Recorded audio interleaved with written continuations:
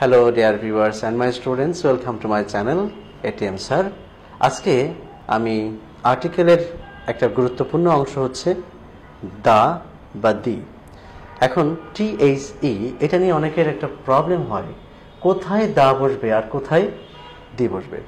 যেহেতু আমরা জানি না যে কোথায় দা বসবে আর কোথায় দি বসবে, এটা নিয়ে অনেকেই কনফিউজড, বা অনেকে সবগুলোর সাথেই দা দেয়, অনেকে সবগুলোর সঙ্গেই দি দেয়।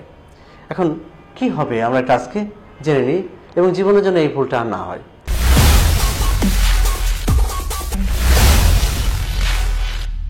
আচ্ছা, শ্রোতাদেরকে বলবো বা দর্শকরা যারা দেখছেন, অডিয়েন্স আপনারা একটু লিখে রাখেন, আপনারাও খাতা কলম নিয়ে বসুন, ক্লাসে নিচ্ছি একটা। সো খুব গুরুত্বপূর্ণ হচ্ছে যে কোথায় কিভাবে করব যাতে একটা দিয়ে আমরা যত রকম আছে দায়ের ব্যবহার সবগুলো পারি, আর যতগুলো দিয়ের ব্যবহার সেগুলো যেন আমরা পারি। So let's start. আমি প্রথমে একটু বলছি কখন দা হয় আর কখন দি হয়। একটা মনে রাখবেন, প্রত্যেকেরই একটা রিলেশনের মধ্যে গুরুত্বপূর্ণ বা আমাদের খুব আপনজন হচ্ছে দাদি। সো দাদা দাদি, তো মাথায় রাখবেন দাদি। দাদি খুব মায়ের একটা মাধন। সো দাদিকে মনে রাখবেন, এটা মনে রাখার জন্য। এবং ঠিক দাদির সিভি আমরা দিই না কারিকুলাম ভিটা, এটা আসলে কারিকুলাম ভিটা না। তো দাদির সিভি মনে রাখলেই সব শেষ, সমাধান এখানেই। আচ্ছা, কি আসলে দা হচ্ছে সি আর দি হচ্ছে ভি। সি বলতে বোঝাচ্ছে কনসোনেন্ট আর ভি হচ্ছে vowel. So consonant and vowel. Now let's talk about this. Consonant আছে হচ্ছে 21টা আর ভাওয়েল আছে হচ্ছে 5টা। এখন ইংরেজিতে 26টা লেটারের মধ্যে, 26টা অ্যালফাবেটসের মধ্যে কি কি আসলে ভাওয়েল আমরা একটু উচ্চারণ করি। আমার সঙ্গে বলুন, এই, ই, আই, ও, ইউ। সো আবার খেয়াল করেন, এই, ই, আই, ও, ইউ। আচ্ছা, এই 5টা বাদে যতগুলো লেটার আছে বা অ্যালফাবেটস আছে সেগুলো সবগুলোই কি হবে? কনসোনেন্ট। তার মানে দা হচ্ছে সমস্ত কনসোনেন্ট জাতীয় যে ওয়ার্ড আছে, অর্থাৎ যে ওয়ার্ডগুলো শুরু হয়েছে কনসোনেন্ট দিয়ে, সেই ওয়ার্ডগুলো কি হবে? দা উচ্চারণ হবে। আর যে ওয়ার্ডগুলো শুরু হয়েছে ভাওয়েল দিয়ে, সেগুলো হবে হচ্ছে দি। তাহলে কি বললাম? যে ওয়ার্ডগুলো শুরুতে কনসোনেন্ট, যেমন বি কনসোনেন্ট, তাই না, 21টা লেটার, এটা দিয়ে শুরু হলে সবগুলোই কি উচ্চারণ হবে? দা। আর দি কখন হবে? যেগুলো ভাওয়েল।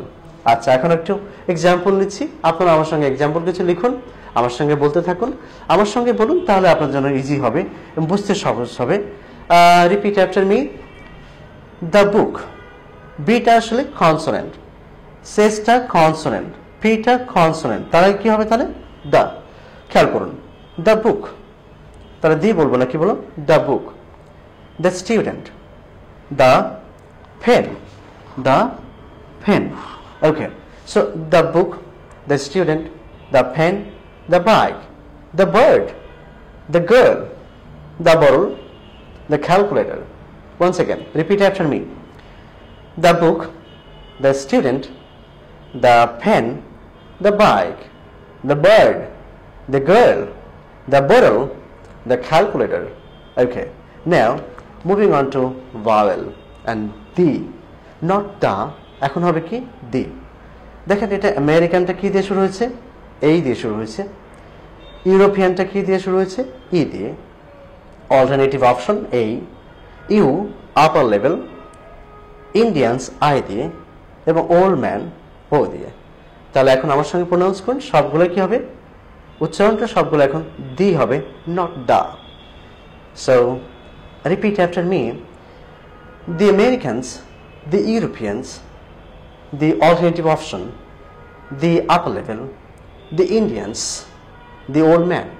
তাহলে আবার আমার সঙ্গে বলুন, repeat after me. The Americans, the Europeans, the alternative option, the upper level, the Indians, the old man.